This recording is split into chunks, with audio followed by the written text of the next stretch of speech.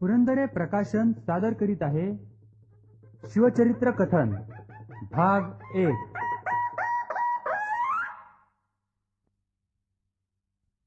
श्री आदिशक्ती तुळजा भवानी। हे चंडमुंड भंडासुर खंडिनी जगदंबे, उद्दंड दंड वंशासुर मर्दिनी दुर्गे, महाराष्ट्र धर्मरक्षिके तुळजा भवाने ये। सुदीन सुवेळ मी शिवाजी राजाचं आख्यान मानतोय, आई तू ऐकायला ये। मोरगावच्या मोरेश्वरा आशीर्वाद ये, शिंगणापूरच्या महादेवा डोलायला ये, जेजुरीच्या खंडेराया ड्युटी घेऊन ये, गोमांतकचे म्हाळसाई बुधली घेऊन ये, कोल्हापूरचे आई माझ्या पाठराखणी ये, चुकलं माटलं तर तू मला सुचवायला ये।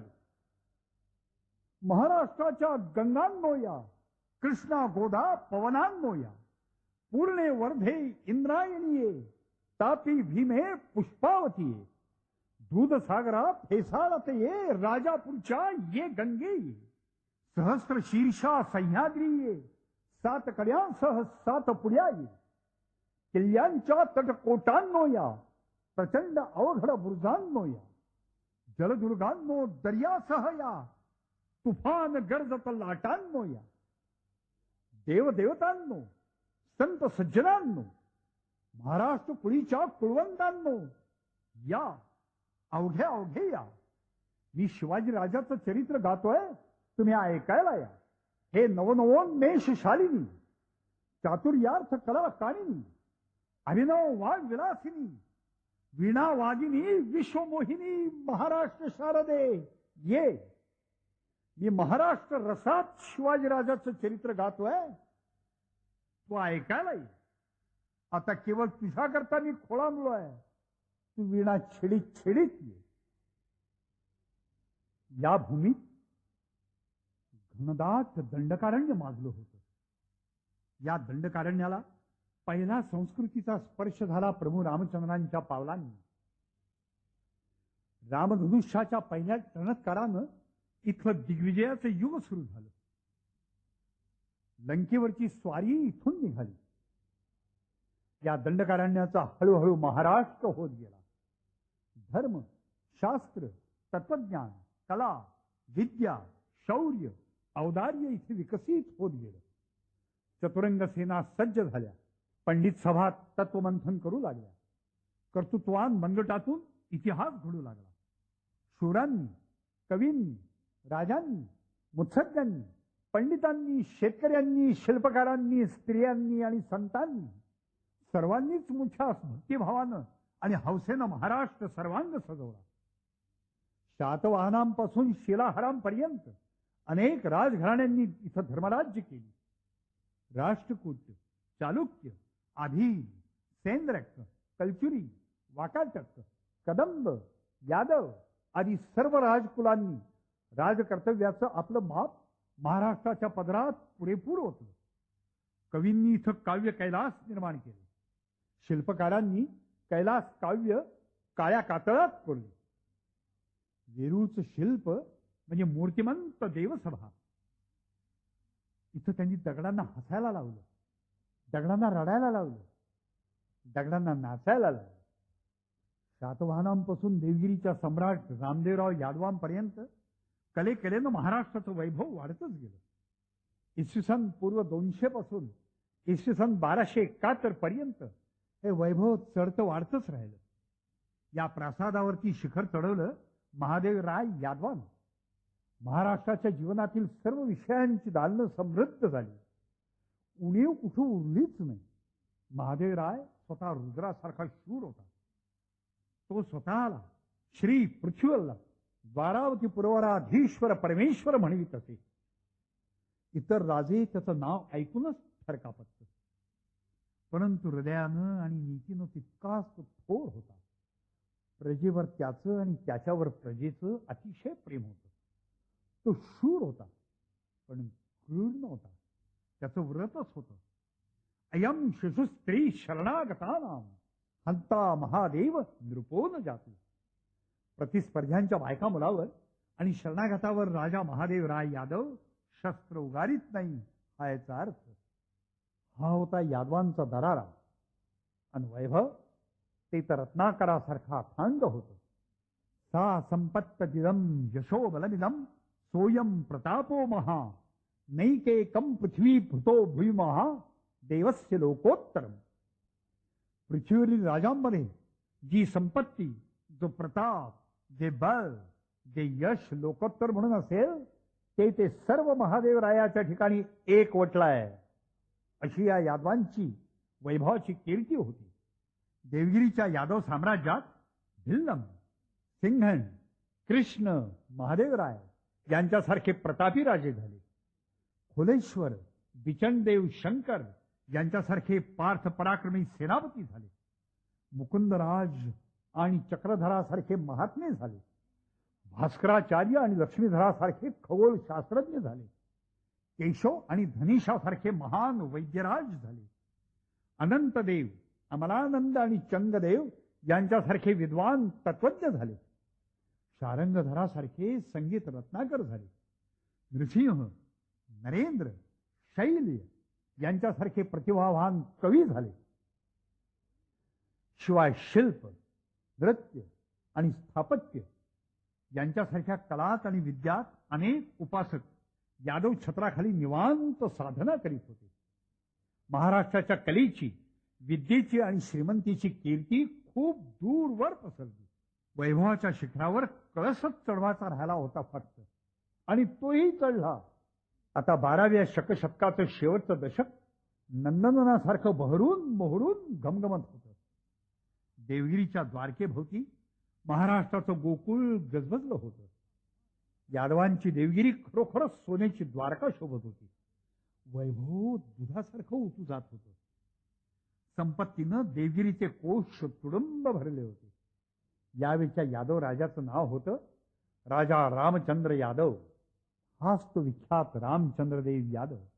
देवगिरीच्या राजसभेत तो देवेंद्राच्या दिमाखात प्रवेश करी. तारस्वरात त्याची राजविरोधावली उद्घोषित केली जात असे. श्रीमत प्रौढ प्रताप चक्रवर्ती देवगिरीवर पुरंदर एकांग वीराभिधान सकल गुणनिधान गुर्जर कुंजर दलन कंठीरव यादव कुलकमल कलिका विकास भास्कर कल्पमहीरुह महाराजाधिराज श्री रामचंद्र नरेंद्र महाराज. असा यशकीर्ती प्रताप महिमा होता या महाराष्ट्र राजाचा. महाराष्ट्रावर शक्ती प्रसन्न होती. राजासारखं राज्य होतं. महाराष्ट्र कल्पवृक्षाच्या तळवटी नांदत होता. देवगिरी, पाटण, पैठण, सिन्नर, धाराशिव, मेहकर, वाशिम, नाशिक ही सारी नगर सौंदर्य संपन्न आणि वैभव संपन्न होती.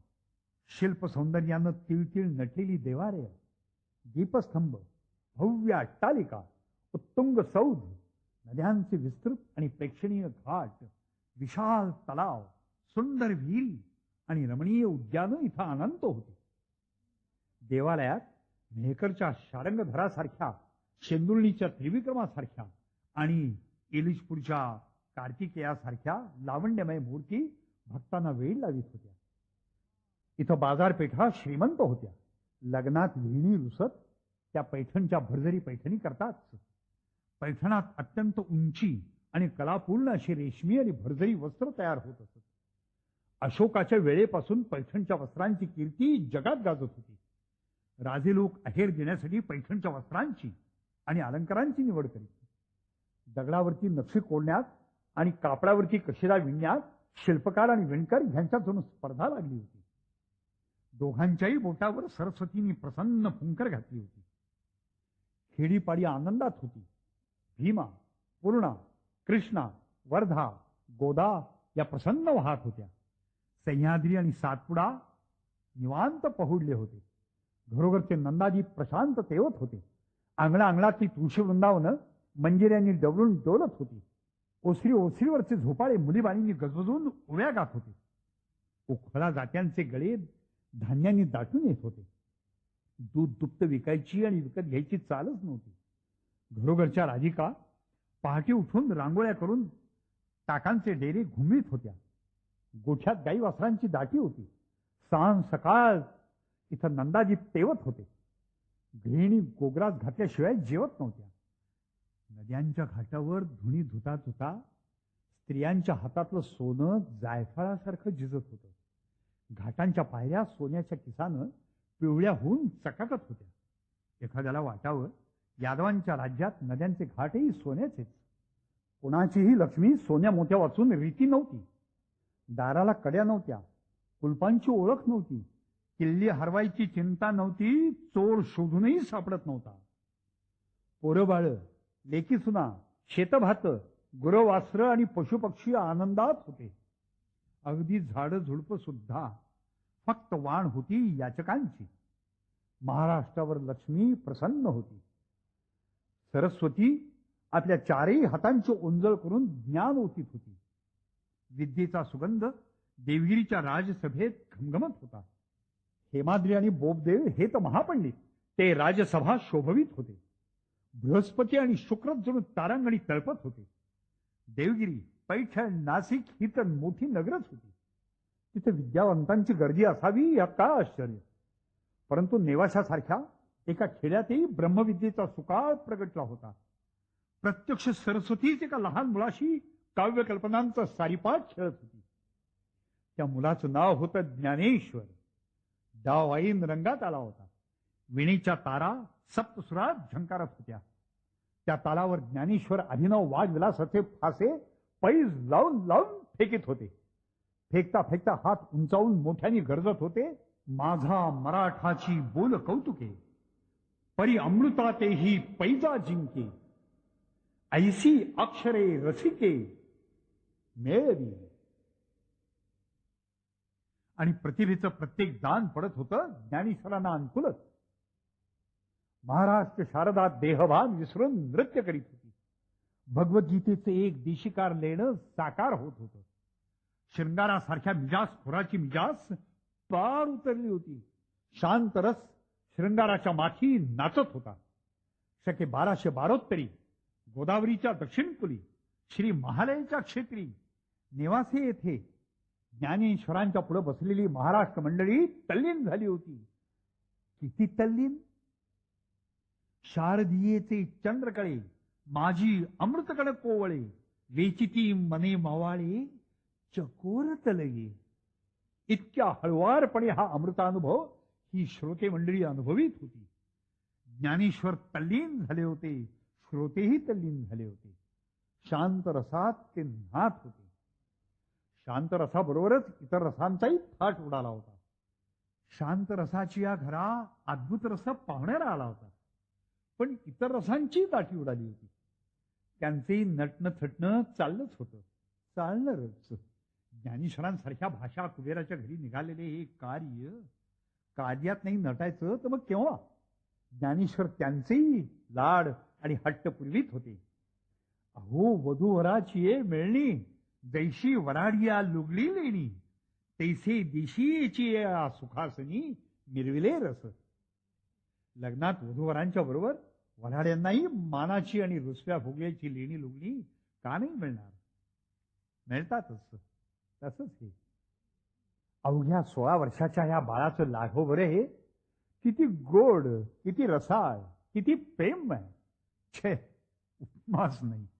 16 वर्षाच्या ज्ञानेश्वरांनी, 14 वर्षाच्या सोपानदेवांनी, 12 वर्षाच्या मुक्ताईनं आणि 18 वर्षाच्या निवृत्तीनाथानं महाराष्ट्रामध्ये केवढं कौतुक निर्माण केलं. मराठीच्या या नगरात त्यांनी ब्रह्मविद्येचा सुकाळ केला. इतक्या लहानपणी एवढी बुद्धी आली कुठून? त्यांना हे शिकवलं कुणी? हे शिकले तरी केव्हा? खरोखर कोण ही मुलं? कोण? नक्की नक्की आभाळीच्या 4 चंद्रकळा मानव रूपानं भूतळा आल्या. स्वर्गात बृहस्पतीनं सरस्वतीला वाहिलेली 4 सोनचाफ्याची फुलं तिच्या उजव्या अंगावरून जी घरंगळली, तीच ही महाराष्ट्रात जणू घरंगळत आली. नक्की नक्की तीच ही बाळ. ही 4 बाळे म्हणजे कैवल्याचे पुतळे, चैतन्याचे जिव्हाळे, विष्णू भक्तीचे उमाळे आणि महाराष्ट्र सारस्वताचे सोहळेच. महाराष्ट्रावर सरस्वती प्रसन्न होती. अयोध्येच्या सूर्यवंशी राजा रामचंद्रानं महाराष्ट्राचं भूमिपूजन केलं.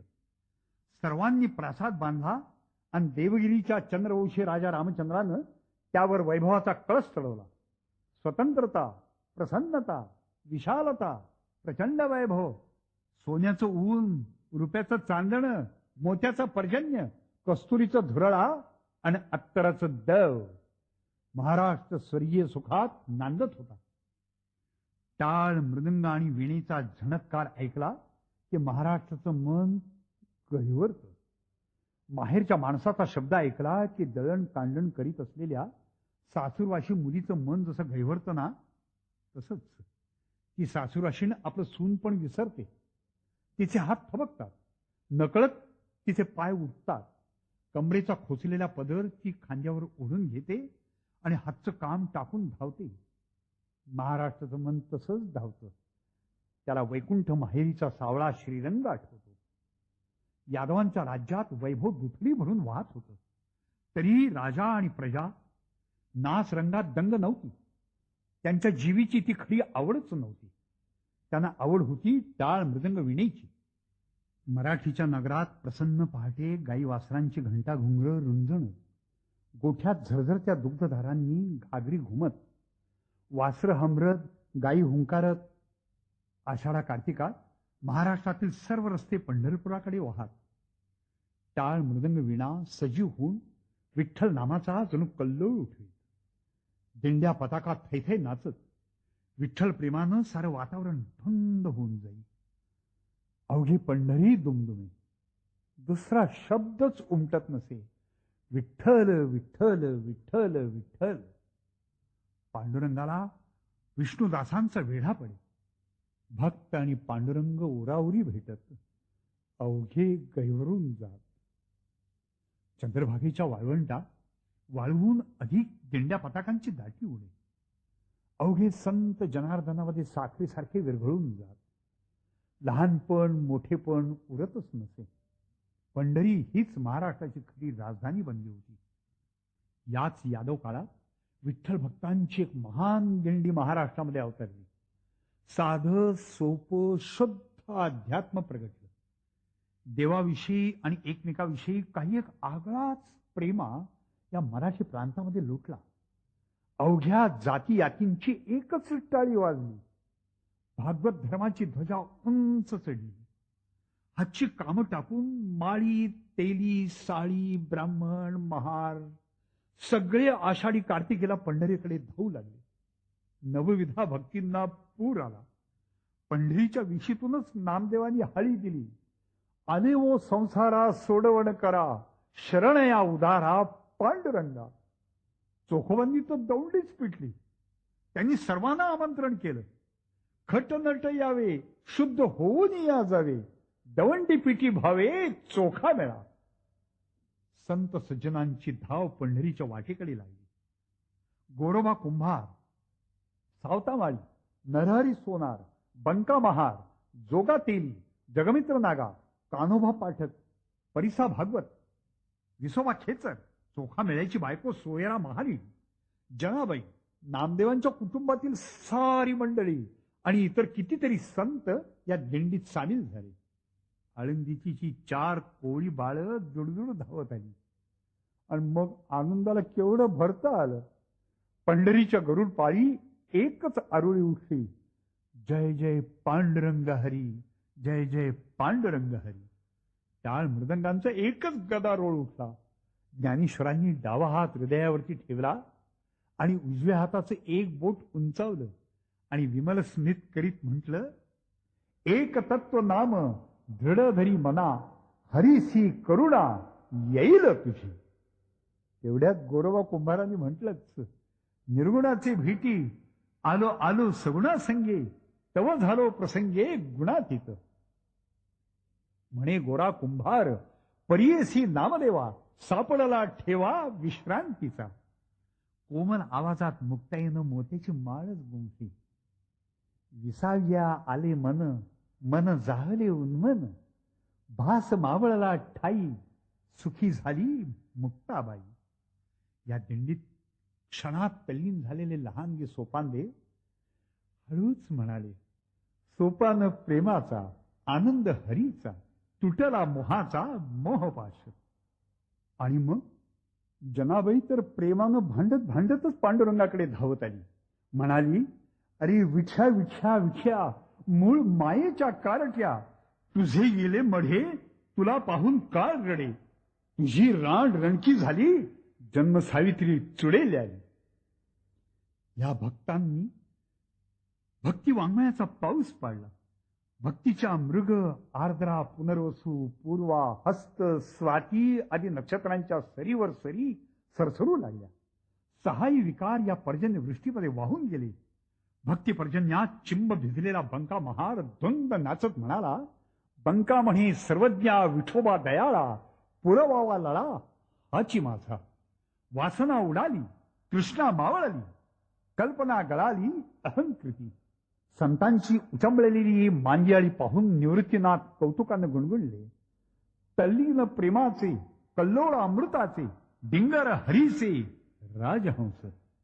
संतांचा तो प्रेमा पाहून चोखोबांची लक्ष्मी सोयराबाई गहिवरून म्हणाली, अवघा रंग एक झाला, रंग रंगला श्रीरंग. मी तू पण गेले वाया, पाहता पंढरीच्या राया. धन्यबाई मेहुणपुरी म्हणे चोखयाची महारी. संतांच्या शब्दाची चवच न्यारी. जी जनाबाई भांडत भांडत पांडुरंगाकडे आली, तीच पांडुरंगाला म्हणते, विठू माझा लेकुर वाळा, संगी लेकुरांचा मेळा. निवृत्ती हा खांद्यावरी, सोपनाचा हात धरी. पुढे चाले ज्ञानेश्वर, मागे मुक्ताई सुंदर. गोरा कुंभार मांडीवरी, चोखा जीवा बरोबरी. बंका कडीयेवरी, नामा करांगोळी धरी. जनी म्हणे रे गोपाळा, करी भक्तांचा सोहळा. पांडुरंग तरी किती प्रेम आहे, सगळे त्याचे, तोही सर्वांचा. कुंभार मांडीवर आहे, शिंपी बोटाशी आहे, महार कडेवर आहे, कोणी खांद्यावर आहे. ईश्वर निष्ठांची महान मांदियाळी समतेचं, प्रेमाचं आणि एकात्मतेचं तत्वज्ञान स्वतः आचरून लोकांना शिकवित होती. हरीच्या मांडीवर खेळत होती. अहंकाराची, उच्च नीचतेची, कर्मठ धर्मकल्पनांची सारी जाळी जळमट फटकारून काढण्याचं काम या साधू संतांनी आरंभलं होतं. इतकं प्रेम करणं केवळ आईला साधतं बघा. ही संत मंडळी एकमेकावरही जीवापाड प्रेम करीत. त्यांच्यात स्पर्धा, हेवा, मत्सर व अहंकार लवमात्रही नव्हता. कशा करता असेल? कीर्ती आणि पैशाची हाव, गुरुबाजी, टवाळी, शिष्य शिष्णींची गुंडेगिरी, मडबाजी आणि ढोंगबाजी त्यांच्यापाशी नावाला सुद्धा नव्हती. होतं फक्त प्रेम आणि भक्ती. त्यांच्या प्रेमात कसलीही बंधनं आड येत नव्हती. कोणी कोणाचे अभंग उतरून घेत आणि गात. मुक्ताबीचे अभंग ज्ञानेश्वर कौतुकानं लिहून घेत होते. जोगा तेल्याचे अभंग विसोबा खेचऱ्यांनी लिहून घेतले. सावता माळ्याचं कवित्व काशीबा गुरु टिपून ठेवीत होता. ज्ञानेश्वरांचा काव्यमत सच्चिदानंद बाबांनी गोळा करून ठेवला. तो चोखोबांची अमृतवाणी वेदशास्त्र संपन्न अनंत भट्टांनी उतरवून घेतली. बहुतेक संत संसारीच होते. कोणी भीक मागून देवभक्ती करीत नव्हता. कोणी मळ्यात राबत होता तर कोणी सोनारी करत होता. कोणी चिखल तुडवीत होता तर कोणी महारकी करत होता. कोणी कुणबावा करीत होता तर कोणी शेतामध्ये राबत होता. ते विठ्ठलाला आळवीत होते आणि विठ्ठलपायी गळा गोवीत होते. घात झाला. विंध्याचलाच्या मागून धुळीचे लोक उठले. भयंकर आरोळ्या उठल्या. घोड्यांच्या जापा खडखडल्या. लखलखीत अर्धा चांद आणि एक चांदणी विंध्याचलावरून तळपत तळपत अत्यंत वेगानं पुढे सरकू लागली. आरोळ्यांचा आवाज वाढू लागला. टापांचा खडखडाट चढू लागला. भाल्यांचे फाळ आणि तलवारीची पाती जगागली आणि लवलवणारे अफगाणी शिरताज, आक्रोशणारे अफगाणी कंठनाळ, शिवशिवणारे अफगाणी मनगट आणि फुसफुसणारे अफगाणी छाताड बेहाय दौडत आणि बेताल ओरडत उधळत उसळत दख्खनवर तुडून पडली. 8,000 अफगाणी घोडा घामाळत फेसाळत चौटाप थराडत होता. जमिनीवर टाप ठरत नव्हती. त्या स्वारांचा मोर्चा होता अलाउद्दीन खलजी. विंध्याचल आणि सातपुडा यांच्या रांगा आपल्या टापांनी मागे फेकीत फेकीत हे 8,000 पठाण नर्मदेत घुसले. नर्मदेचं पात्र डहुळलं गेलं. त्यांनी नर्मदा ओलांडली आणि सरसर सरसर जमीन कापीत ही धाड यादव राज्यात घुसली. 8,000 पठाणांच्या कंठनातून इस्लामी पुकार आसमान फाडू लागला. त्या आक्रंदत होते दीन दीन दीन, अल्लाहू अकबर, अल्लाहू अकबर. त्यांच्या या आरोळ्यांनी दिशा तडकल्या, कांठळ्या बसल्या, पाखरं उडाली, हंबरले आणि किंकाळ्या उठल्या. परचक्र आलं, महाराष्ट्रावर परचक्र आलं. बेहोश टापाखाली भूमी चेंदाळू लागली. जमीन आणि झुडप, जीव आणि जीवाणू टापांखाली चिरडीत तोडवीत ही सैतानी टोळी 52 धाव वरणात घुसली. पहिली धाड पडली एलिशपूरवर. ही भयंकर बातमी देवगिरीला येऊन धडकली. येणाऱ्या शत्रूचं नाव गावही समजलं. अलाउद्दीन खलजी. महाभयंकर क्रूर कर्दनकाळ अलाउद्दीन खलजी. दिल्लीच्या जलालुद्दीन खलजीचा हा पुतण्या अर्ज ममालिक अलाउद्दीन खलजी. राजा रामदेवराव खडबडून उठला, पण सैन्य कुठं होतं जागेवर. राजपुत्र शंकरदेव यादव तो तर सेनापती पण होता. तो आपल्या सैन्यानिशी दूर कुठेतरी गेला होता. रामदेवरावाला भयंकर भविष्य दिसू लागलं. त्यानं होती तेवढी जवळची फौज आपल्या एका मांडलिक राजाबरोबर त्वरेनं घाट लाजोऱ्याकडे रवाना केली. कोकणातून एका मांडलिकाची थोडीशी मदतही आली. ही यादव सेना घाट लाजोऱ्यापाशी येऊन खलजीला अडवण्याकरता रोखून बसली. खलजी आलाच. वाघासारखी झेप घेत त्यांनी यादव सेनेला धडक दिली. धुमश्चक्री उसळली आणि यादव सेना कर्दळीसारखी क्षणात सपासप कापली गेली. पहिला दणका असा बसला. प्रतिकार पाचोळ्यासारखा उडवून अलाउद्दीन खलजी पुढे निघाला देवगिरीकडे. हे तुफानी वादळ देवगिरीकडे फुंपाटत निघालं. एवढी जबरदस्त हिंमत. आपल्यापासून 500 कोसा पलीकडे असलेल्या एका स्वतंत्र आणि बलाढ्य म्हणून गाजलेल्या मराठ्यांच्या राजधानीवरच फक्त 8000 स्वारांशी चालून याला काळी जावं वाघाच. अलाउद्दीन माणिकपुराहून निघाला. तो महिना होता डिसेंबरचा सन 1293. माघाच्या शुक्ल पक्षाचे ते दिवस होते. राजा रामदेव राय देवदर्शनासाठी जात होता. इतक्या धुळीचे लोट उधळीत अलाउद्दीन आलाच.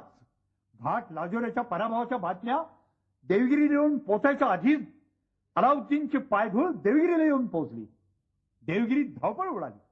किल्ल्यावर रणदुंदुभी वाजू लागल्या, पण सैन्यच नव्हतं जागेवर.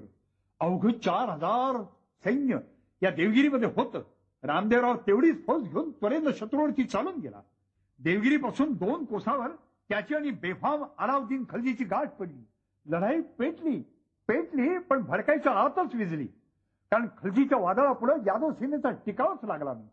ती पराभूत होऊन किल्ल्याकडे परत सुटली. रामदेवराय निरुपायानं दौडत सुटला. तो किल्ल्यात शिरला आणि त्यांनी किल्ल्याचे दरवाजे बंद करून घेतले. किल्ल्याखाली देवगिरी नगर होतं. त्या अलगद अलाउद्दीन खलजीच्या तडाख्यात सापडलं. पठाणांच्या पंजात यादवांची प्रजा गवसली. आणि मग वर्णन करायला चित्रगुप्तालाही अशक्य व्हावं असा भयंकर प्रकार सुरू झाला. अफगाणांची पहिली झडप पडली देवगिरीच्या अब्रूवर. स्त्रियांच्या केळीवाण्या किंकाळ्या उठल्या, पण त्या ऐकायला होते फक्त अफगाणच. अवघी 8000 फौज घेऊन निघालेल्या अलाउद्दीनानं एक अफवा हवेमध्ये सोडून दिली की आपण बरोबर आणलेली फौज ही केवळ आघाडीची लहानशी तुकडी आहे. खरी मोठी फौज दिल्लीहून मागोमाग येतेच आहे. या बातमीनं रामदेवराय चिंताक्रांत झाला. आता आपलं कसं होणार हीच त्याची चिंता होती. खलजीनं उठवलेल्या या अफवेचा आणखीन एक परिणाम असा झाला की दक्षिणेतील एकही राजा रामदेवरायाच्या मदतीला आला नाही. जो तो आपापल्या राज्याचं या प्रचंड फौजेपासून रक्षण कसं करता येईल याच चिंतेत पडला. अफवांचं हे केवढं सामर्थ्य. देवगिरीच्या गळ्याला खलजीचा अचूक फास बसला. वेढा पक्का पडला. किल्ल्यात धान्याच्या पोत्यांची थडी लागलेली होती. लढाईच्या खास घाई गर्दीत तटाबाहेर व्यापाऱ्यांनी आणून टाकलेली ती पोथी राजानं भराभरा किल्ल्यात घेतली होती. 10-12 दिवस वेढा नेटानं चालू होता. एवढ्यात एक बातमी रामदेवरावाच्या कानात सांगितली गेली. ती ऐकून रामदेवरावाची छातीच गडपली. किल्ल्यात भरलेली पोथी धान्याची नसून फक्त मिठाचीच आहेत ही ती बातमी होती. धान्य फक्त 2-4 दिवस पुरेल इतकंच गडावरती शिल्लक होतं. रामदेवाचा हात कपाळाशी गेला. सैन्य जागेवर नाही. धान्याचा खडखडाट, शत्रू असा भयंकर आणि मदतीची तर आशाच नाही असं पाहून रामदेवराव हतबुद्ध झाला. काही उपाय सुचेना, मार्ग सापडेना. मागून येणारा प्रत्येक क्षण मरणाच्या दाढेकडे गचांड्या देत देत नेऊ लागला. शिवाय दिल्लीहून येत असलेली प्रचंड फौज आधीपासूनच मृत्यूचा धाक घालीत होती. रामदेवरावाला आता केवळ सर्वनाश दिसू लागला. खूप विचार करूनही मार्ग सापडेना. निरुपाय झाला. आता फक्त एकच मार्ग उरला, बिनशर्त शरणागती. मोठ्या कठोर मनानं रामदेवरावानं अलाउद्दीनला कळवलं की मी तुम्हाला शरण आहे, मी तहाला तयार आहे. आणि पठाणांच्या फौजेत फत्ते मुबारकीचा जल्लोष उसळला. सम्राट रामदेवराव यादव नजर नजराने घेऊन अलाउद्दीनाच्या छावणीत जातीने शरण गेला. महाराष्ट्राचा हा पहिला अपमान, ही पहिली शरणागती. अलाउद्दीन खलजीने केलेली खंडणीची सारी मागणी रामदेवरायानं मान्य केली आणि तो किल्ल्यामध्ये परत आला. आणि तेवढ्यात रामदेवरायाला बातमी आली की आपला युवराज शंकरदेव यादव खूप मोठी फौज घेऊन देवगिरीच्या रक्षणाकरता तातडीने येतो आहे. ही बातमी ऐकूनच रामदेवराव घाबरला. पण अलाउद्दीनाची जी पाठीमागून येणारी प्रचंड फौज आहे त्याचीच दहशत रामदेवरावाला बसलेली होती. पण या बातमीनं अलाउद्दीनच्या मात्र तोंडचं पाणीच पळालं. दिल्लीचा अलाउद्दीन खलजी देवगिरीला आला असल्याची खबर युवराज रामदेवरावाला समजताच तो ताबडतोब सैन्यानिशी देवगिरीला दौडत निघाला. मुठभर सैन्यानं आपल्या खास राजधानीचं वस्त्रारण केलेलं ऐकून तो तरुण शूर राजपुत्र चवताळला. अपमान धुवून काढण्यासाठी तो धावून निघाला. त्याच्याविषयी सैन्यही पण खूप प्रचंड होत. राजपुत्र येतोय आणि जवळ येऊन पोहोचलाय हे समजताच अलाउद्दीनला आपलं मरण अगदी स्पष्ट दिसू लागलं. पण तो डगमगला नाही. त्यानं लढाईची तयारी केली. राजा रामदेवराव मात्र घाबरून गेला. कारण त्याला चिंता पडली की आपल्या मुलानं अलाउद्दीनवर हल्ला केला आणि जर पाठीमागून येणारी दिल्लीची फौज येऊन कोसळली तर आपला टिकाव कसा लागणार. अलाउद्दीनच्या रक्षणाकरता तळमळू लागला रामदेवराव. त्यानं घाईघाईने आपला दूत युवराज शंकरदेवाकडे पाठवला. शंकरदेव दौडत येत होता. तो देवगिरीपासून थोड्या अंतरावरती येऊन पोहोचला होता. एवढ्यात त्याला दूतानं राजाचा निरोप सांगितला की आपला आणि खलजीचा तह झालेला आहे. खंडणी आणि फक्त लूट घेऊन खलजी निघून जायला तयार आहे. तरी तू आता त्याच्यावर हल्ला चढवू नकोस, भांडण वाढवू नकोस, कारण दिल्लीहून फार मोठी फौज पाठोपाठ येतेय. बापाचा हा निरोप शंकरदेवाला मिळाला. त्यानं बापाचा निरोप साफ धुडकावून लावला. तो चिडलाच. लूट केलेलं धन आणि वर खंडणी देऊन शत्रूला माघारी घालवणं म्हणजे तेल ओतून वणवा विझवण्यासारखा प्रयत्न करणं आहे. शंकरदेवानं उलट अलाउद्दीनालाच असा झणझणीत निरोप पाठवला की तुला तुझ्या जीवाची पर्वा असेल तर या आमच्या यादव राज्यातून तू ताबडतोब सारी घेतलेली लूट परत कर आणि ताबडतोब चालता हो, नाही तर मारला जाशील. शंकरदेवी संतापून खलजीवरती चालून आला. लढाई भडकली. शंकरदेव आणि त्याची सेना शर्थीनं लढू लागली. त्याची खात्री होती की आपण खलजीला झोडपणार आणि तसंच होऊ लागलं. खलजीची फौज चौफेर मार खाऊ लागली. यावेळी रणधुमाळी मनस्वी उसळली. उन्हाळ्याचे दिवस होते. फुपाटा फार होता. थैमान घालणाऱ्या घोड्यांच्या टापांनी धूळ उसळत होती. आरपारच स्पष्ट काहीही दिसत नव्हतं. खलजी यादवांच्या पराक्रमानं भाजून निघत होते. त्यांच्या मरणाचा क्षण जवळ येऊन पोचला होता. पळूनही सुटका होणं अशक्य आहे. आता इतक्यात किल्ल्याच्या नाकेबंदीला ठेवलेली राखीव 1000 अफगाणांची फौज खलजीच्या मदतीला धावून आली. ती दौडत ओरडत येत होती. त्यामुळे धुळीचे लोट गगनाला भिडले. त्यांच्या रणगर्जनांनी आसमानाचा घुमट घुमू लागला. यादव सेनेला धुळ्याचे लोट दिसू लागले. आरोळ्या ऐकू येऊ लागल्या. फौज अस्पष्ट दिसू लागली. यादवांना वाटलं दिल्लीची मागावून येत असलेली अफाट फौज ती हीच आली. आणि शंकरदेव यादवाच्या गळ्यात जवळजवळ पूर्णपणे पडलेली विजयाची माळ तुटली. आणि यादव सेना घाबरून 8ही दिशांना सैरावैरा पळत सुटली. पराभव, प्रचंड पराभव, काहीही कारण नसताना पराभव आणि उरलेल्यांची कत्तल. हा दिवस होता शनिवार, दिनांक 6 फेब्रुवारी 1294. रामदेवराव किल्ल्यातून शंकरदेवाच्या मदतीला आला नाही. खलजीच्या अफवांनी गांगरून तो किल्ल्यातच बसला. तो जर मदतीला आला असता तर अलाउद्दीन फौजेसकट खलास झाला असता. पण हा दूरदर्शीपणा रामदेवरायाला कधी सुचलाच नाही. अलाउद्दीन खलजीनं शंकरदेवाचा पाठलाग केला नाही. त्यानं लगेच पुन्हा देवगिरीलाच वेढा घातला. त्यामुळे रामदेवराव जास्तच पेचात पडला. त्यानं मुठीत नाद धरून खलजीकडे एक तहाची याचना केली. खलजीनं आपली झाकलेली मूठ झाकूनच ठेवली आणि आव मात्र आणला तो 1.25 लाखाचा. तो तहायला तयार झाला, पण अरे रवीनं पहिल्याच्या पेक्षाही अवाच्या सवा खंडणी त्यांनी मागितली. रामदेवरावानं ती मुकाट्यानं मान्य करून त्याला ती दिली. किती दिली माहितीये? एकूण 600 मण सोनं, 700 मण मोती, 2 मण हिरेमाणकं आणि 1000 मण चांदी, शिवाय रेशमी कापडाचे 4000 ठाण. आणि पठाणांनी केलेली लूट ती वेगळीच. पण याही पेक्षा एक प्रचंड लूट अलाउद्दीन खलजीनी मागितली आणि ती त्याला मिळाली. कोणची? त्यांनी रामदेवरावाला सांगितलं की तुझी मुलगी मला दे. त्या मुलीचं नाव तर ज्येष्ठा पल्ली, तिला म्हणत असत जेठाई.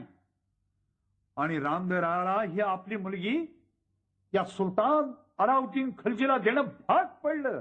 दिली. ही सारी संपत्ती अलाउद्दीन खलजींनी आपल्या बरोबर घेतली.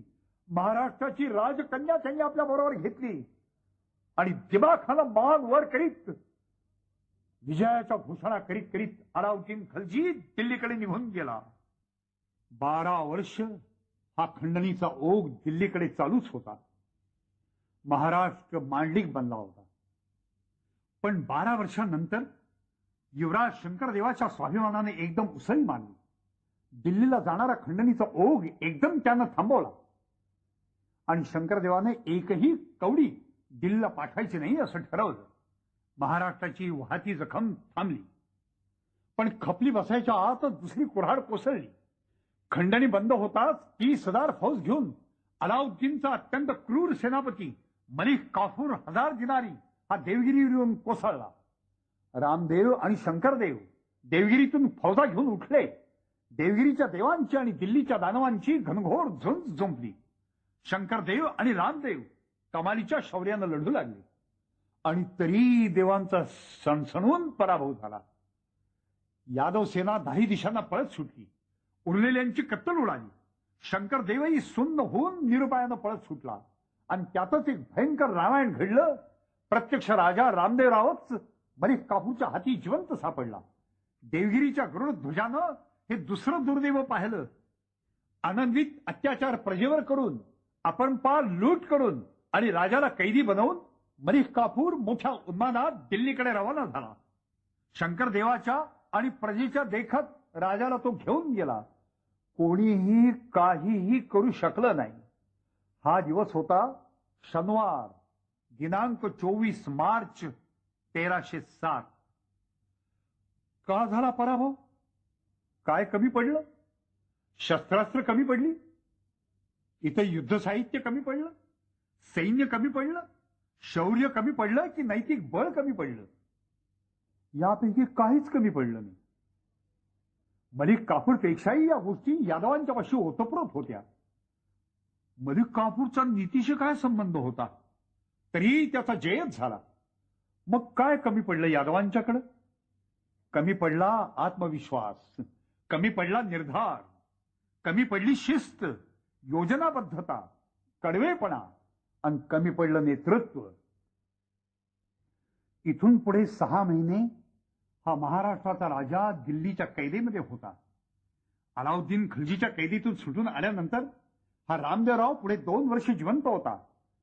इसवी सन 1309 रामदेवरावाच्या मृत्यूनंतर शंकरदेव देवगिरीच्या सिंहासनावरती राज्याभिषिक्त राजा झाला आणि त्यानं ताबडतोब दिल्लीला जाणारी खंडणी पुन्हा बंद केली.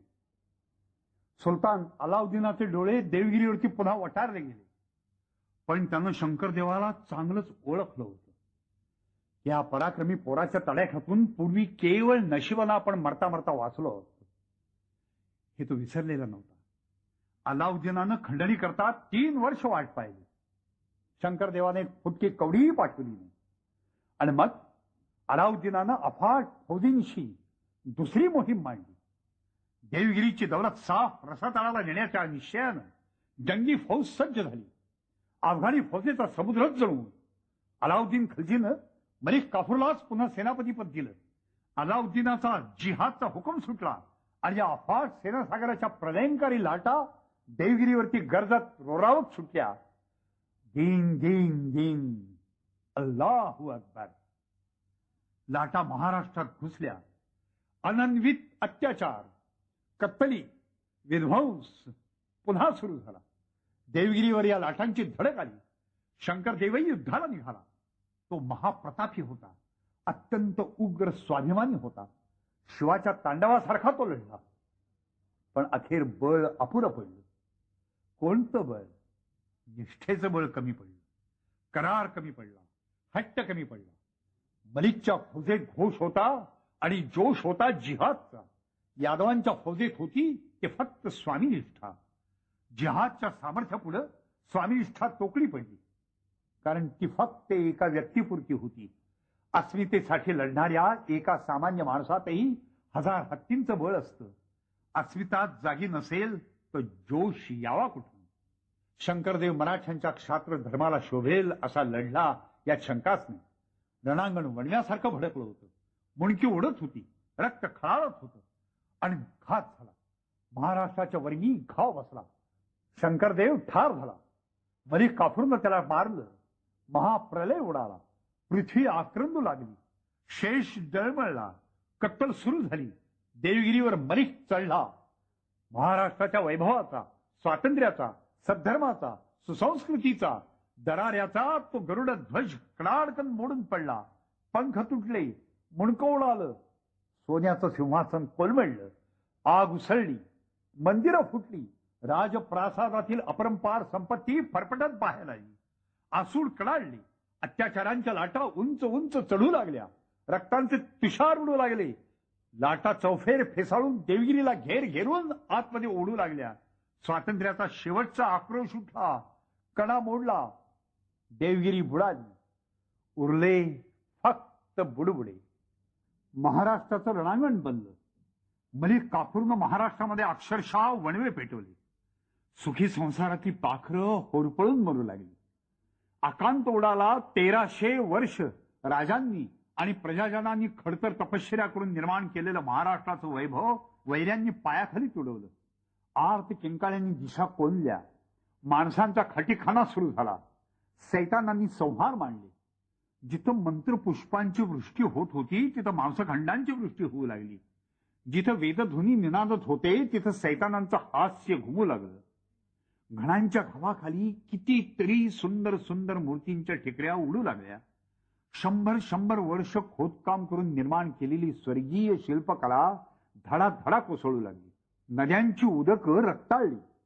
ज्ञानेश्वरांच्या महाराष्ट्र कुळीत, कल्पतरूंच्या आरवात, पियुषाच्या अर्णवात, चेतना चिंतामणीच्या गावात काय हा भयंकर प्रकार!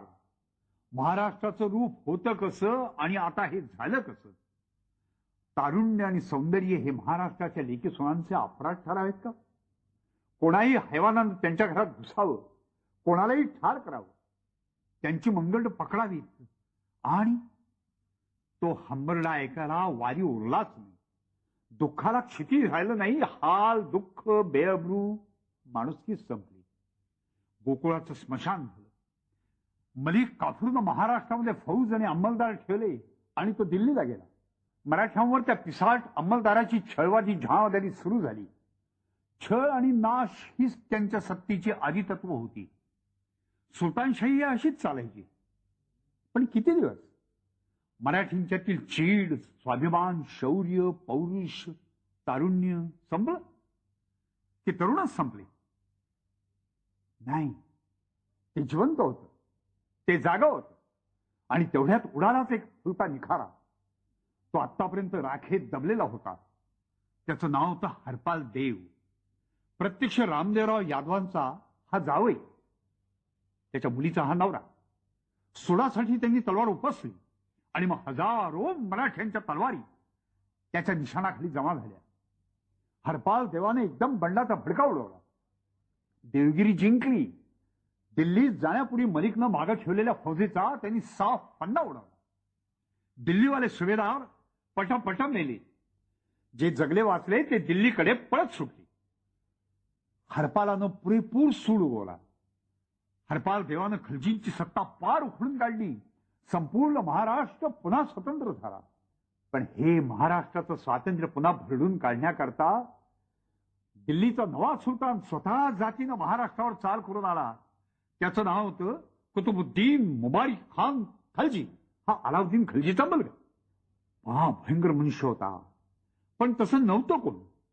सगळे तसेच होते. मराठ्यावर सूड उगवण्याकरता प्रचंड फौजेनिशी देवगिरीवर स्वतः मोर्चा त्यानं वळवला. हे वर्ष होते इसवी सन 1318. पुन्हा महाराष्ट्रात आग भडकली. देवगिरी आणि दिल्लीची झुंज सुरू झाली. संपली. हरपाल देवाची शमशेर सेना आणि सेनापतीत्व दिल्ली पुढे तोकडं पडलं. त्याची सेना विस्कटली, पळत सुटली, पराभूत झाली. जी कारणं शंकरदेवाच्या पराभवाची तीच कारणं हरपाल देवाच्याही पराभवाची. फरक नाही. पाठलाग सुरू झाला आणि मुबारिक खानाच्या हाती हरपाल देव जिवंत सापडला. वास्तविक 2 वर्ष हरपाल देवाला आपल्या स्वराज्याची घडी बसवायला आणि शत्रूच्या विरुद्ध लढायला पूर्ण तयारी करण्याकरता मिळालेली होती. परंतु तसं काही घडलंच नाही आणि शेवटी तो जिवंत सापडला. सुडानं जळफळणाऱ्या त्या सुलतानापुढे हरपाल देवाला हजीर करण्यात आलं आणि मग त्यांनी भयंकर हुकूम सोडला. उसकी खाल खींचकर देवगिरी के दरवाजे पर लटका दिया जाए. हरपाल देवाला जिवंत सोडून देवगिरीच्या दरवाज्यावर टांगण्याचा हुकूम सुलतानानं फरमावला. लगेच कामाला सुरुवात. रक्ताचं सरोवर साचलं. हरपाल देवाच्या अंगाची साल छिळण्यात आली. जास्वंदीसारखा तो लाल बुंद देह यातनांनी तळमळताना पाहून सुलतान खुश झाला होता. देवगिरीच्या दरवाजावर यादवांचा जावई लोंबकळू लागला. लग्नात सम्राट रामदेवरायाकडून सीमेवरती भर वैभवात सीमांत पूजन स्वीकारणारा यादवांचा जावई आज मांसाचा लोळागोळा होऊन सोललेल्या बकऱ्यासारखा वेशीवर लोंबकळत होता. ही सुलतानांची जहांदारी. सुखाचं मरणही महाग इथं. आजवर देवगिरीच्या माथी गरुड ध्वज फडकत असे. आज फडफडत होती गिधाड आणि कावळे. सुडाचा हा अखेरचा लाल भडक निखारा देवगिरीच्या वेशीत विझत विझत शेवटी पार विझून गेला आणि मग पूर्वीहूनही 1000 पट काळोख दाटला. तेलात खाल्लेल्या काजळासारखा. अमावस्येचा अंमल सुरू झाला. घोबडांचं फावलं. कोल्ह्या कुत्र्यांची दिवाळी उगवली. झरी सापांचा निर्धास्त संचार सुरू झाला. दुर्गंधी आणि काळोख एकजीव झाले.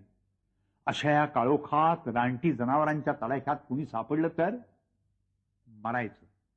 मुक्काट्यानं, न ओरडता, न रडता.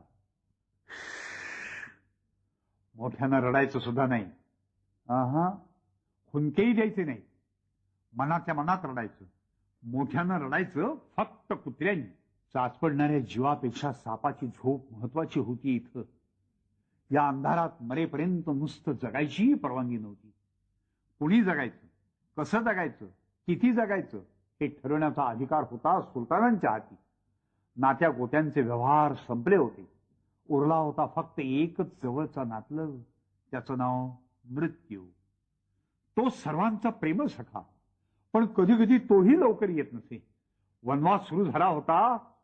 वनवास नव्हे, नरकवास हा. संतांची दिंडी वैकुंठाला गेली. ज्ञानेश्वरांच्या नंतर सर्व संत भराभरा जग सोडून गेले. उरले फक्त नामदेव, जनाबाई आणि चोखामेळा. महाराष्ट्राच्या मरणाचा सोहळा पाहणं त्यांच्या नशिबी आलं होतं. सर्वत्र देव पाहणाऱ्या नामदेवांनी हाताश होऊन म्हटलं, दैत्यांचे भारे दाटली आवनी. सुलतानांच्या समदुर्बुद्धीला राजा, भिकारी, तरणे, म्हातारे, बायका, पोरं, चोर आणि संत सारखेच मरणाचे मानकरी. चोखोबांच्या मंगळवेढ्याला गावकूस घालायचं अंमलदारांनी ठरवलं. हे बांधकाम करून घेण्यासाठी महारांना वेठीला धरण्यात आलं. अनेक महार जबरदस्तीनं शिरावरती धोंडे वाहून नेण्यासाठी आणि रचाई करण्यासाठी कामाला जुंपण्यात आले. या जबरदस्तीत चोखोबांनाही रखडण्याचा मान मिळाला. तो थोर वैष्णव विठ्ठल विठ्ठल म्हणत रचाईसाठी धुंडे वाहू लागला, घमेली वाहू लागला. 4 महिने महारांचं रक्त आटवून गावकूस उभारण्यात आले. प्रचंड वेस उभी राहिली. आणि एके दिवशी अनेक महार कामगार विशीपाशी काम करीत होते. त्यातच चोखोबाई होते. आणि कडा कडा असा भयंकर आवाज झाला. भीतीचे आर्त चित्कार उठले आणि ती प्रचंड वेस धडाडकन कोसळली. सगळी महार चेंगरून दडपून ठेचून कोंडून मेली. चोखोबाई दगडा धुळण्यांच्या पर्वतामध्ये गप्प झाली. शके 1560. महाराजसाठी कुणी रडायचं? रुक्मिणी आणि पांडुरंग रडले म्हणे. देवांच्याही हाती फक्त रडणंच उरावं का? आस्वाद आणि रक्तात भिजत होती वर्षामागून वर्ष. घाणचे घाव घालून मेघ जमिनीत ठोकावी तशी सुलतानांची सत्ता खोल खोल जात होती. एकामागून एक सुलतान महाराष्ट्रावर सुलतानी गाजवीत होते. एक मरायच्या आधीच दुसरा सुलतान हजर होता. महाराष्ट्राच्या भाषेवर त्यांचं अजिबात प्रेम नव्हतं. महाराष्ट्राच्या धर्मावरही त्यांचं प्रेम नव्हतं. महाराष्ट्राच्या देवांवर, लोकांवर, शास्त्रावर, रीतरिवाजावर, तीर्थक्षेत्रांवर, इतिहासावर, परंपरेवर, मानबिंदूवर कशावरही त्यांचं काडीचंही प्रेम नव्हतं. उलट त्यांच्याशी त्यांचं कडकडीत वैरच होतं. असं वैर करण्यातच हे सुलतान पुण्य समजत असत. मराठ्यांची जमीन आणि स्त्री आपल्या उपभोगासाठी आहे आणि पुरुष आणि जनावर आपल्या सेवेसाठी राबण्याकरता आहेत असंच ते मानित असत. महाराष्ट्र गुलामगिरीत होता. फटके खात खात मानेवरचं जू तो ओढीत होता. एकेका सुलतानाचं चरित्र भयंकर होतं. उघड्या डोळ्यांनी बघणंच अशक्य. प्रत्येकाच्या लीला विलक्षण अतार्किक. सन 1347 जाफर खान उर्फ हसन हा महाराष्ट्राचा सुलतान झाला. हाच तो हसन गंगू बहमनी. यानं राजधानी केली गलबुर्गा. गलबुर्गा नाही म्हणायचं आता, अहसनाबाद म्हणायचं. राजधानी नाही म्हणायचं, दारुस सल्तनत म्हणायचं. महाराष्ट्रातील गावांची, डोंगरांची, बंदरांची, माणसांची सुद्धा नावं बदलत होती. पारतंत्र्याचं विष अंगात भिनत चाललं होतं. ज्यांची शिल्पकला पाहून परमेश्वरांनी थक्क होऊन जावं अशी अत्यंत अप्रतिम लावण्यमय मंदिरं या सुलतानानं फोडून तोडून उद्ध्वस्त केली. आयुष्याचं आयुष्य खर्च करून लिहिलेले ग्रंथ आगीत पडले. कलेचा आणि ज्ञानाचा हा नाश पाहून खरोखर सरस्वती ढसढसा रडली असेल. 10वा बहमनी सुलतान अलाउद्दीन शाह हा आता राज्यावर आला. इसवी सन 1435 ते 57 ही त्याची कारकीर्द. या सुलतानांच्या राज्यात महाराष्ट्र अक्षरशः भरडून निघत होता. महाराष्ट्राचे संत भिंताडाखाली चिरडून मरत होते. पण दरबारात मात्र परदेशातील अवलियांचे मखमलीवरती सन्मान होत होते. त्यांना इराणी, अरबी वा तुर्की देशातून मुद्दाम आणवलं जात असे. अवलिया नाही सापडला तर त्याच्या पोरा नातवंडांना इथं आणून त्यांची थाटाची सरबराई होत असे. चैनबाजी आणि असला दानधर्म अपार खर्चानं सुलतान करीत असत. कर वसूल होई मराठ्यांच्या गाडग्या मडक्यातून आणि त्यावर सुलतान उदार असत. या सुलतानांचे चाळे भयंकरच होते, अतिमानुषी. त्यांचे दुर्गुण किती गावेत? लहरी, तापट, कपटी, खुनशी, मूर्ख, कत्तलबाज, दारूबाज, कामांध, लुटारू आणि चैनी नसेल तर तो सुलतान कसा? हे तर त्यांच्या स्वभावातील स्थायीभाव होते. गादीसाठी भावांचे डोळे काढणं आणि खून पाडणं म्हणजे त्यांच्या हातचा मळ. त्यांच्यातला न्यायी सुलतान काय न्याय देईल याचा नेम नसे. एखादा सुलतान दयाळू म्हणून गाजे. दयाळू म्हणजे काय? दयाळू म्हणजे कमी क्रूर. हुमायून शाह बहमन हा दयाळू समजला जात असे. का? तर त्यांनी पहिली कत्तल फक्त 7,000 हिंदूंची केली म्हणून. सर्वात भयंकर इसम म्हणजे गाझी. गाझी म्हणजे धर्मवीर आणि धर्मवीर म्हणजे कत्तलबाज. आतापर्यंत फक्त एकच सुलतान महाराष्ट्रावरती राज्य करीत होता. पण या सुलतानांचे 5 सुभेदार 5 ठिकाणी स्वतंत्र बादशाह बनले. त्यातला पहिला होता फतेउल्ला इमाद शाह, दुसरा होता अहमद निजाम शाह, तिसरा होता कुली कुतुब शाह, चौथा होता युसुफ आदिल शाह आणि 5वा होता कासिम बेरीज शाह. त्या 5ांची जरा भयंकर होती. यातील युसुफ आदिल शाह हा तुर्कस्तानातून आलेला होता. कासिम बेरीज शाह हा जॉर्जियातून आलेला होता आणि कुली कुतुब शहा हा इराणातून आलेला होता. महाराष्ट्राशी यांचा काहीही संबंध नव्हता. शुद्ध परके उपरे. या 5 सुलतानांच्या जोडीला एक 6वा शत्रू येऊन उभा राहिला. इसवी सन 1498च्या मे महिन्यामध्ये वास्को डी गामा हा गोव्यात उतरला. भारत देश म्हणजे केवळ धर्मशाळा झाली. कोणीही यावं, इथं आपलं बिराड थाटावं, इथल्याच लोकांची कत्तल करावी, स्वतःची इथं राज्य थाटावीत. भारतातल्या बायका पोरांनी निमूटपणे मार खात खात ह्या पाहुण्यांची सेवा करावी आणि मरावं, हे असं चाललं होतं. गोमांतकात पोर्चुगीजांची सत्ता प्रस्थापित झाली. इसवी सन 1510 फेब्रुवारी 10 गोमांतकही गुलामगिरीत पडला. थोड्याच दिवसात खैबर खिंडीतून तैमूरलंग आणि चंगीज खान यांचा थोर वंशज जहीरुद्दीन मोहम्मद बाबर हा हिंदुस्थानात उतरला. तैमूरनं पूर्वी या हिंदुस्थान देशाशी प्रस्थापित केलेले प्रेमाचे संबंध जणू टिकावेत म्हणूनच. 2 सुलतानांच्या झगडेबाजीत बहुसंख्येने मरत होते दोन्ही बाजूचे मराठेच. आपण एकीकाळी या महाराष्ट्रातले स्वतंत्र राजे होतो, हेच मुळे हे मराठे सारे विसरले होते. पदी बाळगलेल्या मराठ्यातील चांगल्या उच्च कुळीतील मराठ्यांना वतनाकरता भांडायचं कसं तेही शिकवलं. वतनदारीची चटक लावली. आपापसातील भाऊबंद्या पेटवून दिल्या. यादव राज्य बुडाल्यापासून मराठी आदर्श सहनशीलता शिकत होते. देवावर, देवळावर, गाईवर, बाईवर, आईवर आणि कोणावरही हात टाकला तरी मनशांती कशी टिकवायची याचं शिक्षण सुलतानांनीच त्यांना दिलं होतं. इसवी सन 1565 मध्ये कर्नाटकच्या हिंदवी स्वराज्याचा नाश करण्याकरता राक्षस तागडीच्या रणांगणावर सारे सुलतान एका बाजूने जमा झाले आणि दुसऱ्या बाजूला होता विजयनगरचा राजा रामराजा. त्याच्या विरुद्ध या सुलतानांच्या फौजेमध्ये होती आमची मराठ्यांची माणसं. हाय, आपले कोण आणि परके कोण हे 300 वर्षांच्या अनुभवाने कळू नये का? राक्षस तागडीच्या लढाईत रामराजाचा पराभव झाला. दुर्दैवानं रामराजा सापडला गेला, पकडला गेला आणि सुलतानांनी त्याला ठार मारलं. राजा रामरायाचं मस्तक विजापूरच्या अली आदिलशहाने पोखरून काढलं. त्यानं त्यातील मांस आणि मेंदू काढून ते रिकामं केलं आणि विजापुरातील एका घाण मोरीच्या तोंडाशी अशा कौशल्याने बसवलं की मोरीतील घाण रामरायाच्या तोंडातून बाहेर यावी. आता काय सांगावं, कोणती उपमा द्यावी, कोणाशी तुलना करावी या सुलतानांची? असे होते हे सुलतान. अशांच्या जाचात महाराष्ट्र जिण जगत होता. 1-2 वर्ष नाही, सतत 300 वर्ष सुलतानांचा अंमल आणि विषाचा अंमल सारखाच. यायचं फक्त मरणच. आणि तरी महाराष्ट्राच्या मराठ्यात लाचारीचं पीक फोफावत होतं. पण 300 वर्षापूर्वी महाराष्ट्राची माती करून गेलेल्या अलाउद्दीनाच्या रानटी आकांक्षेतून उठलेले हजारो अलाउद्दीन आजही तितक्याच हिरिरीनं कत्तलच्या रात्री गाजवीत होते. ही गुलामगिरी आणि लाचारी पाहून चिडत होता, चडफडत होता फक्त सह्याद्री, फक्त सह्याद्री.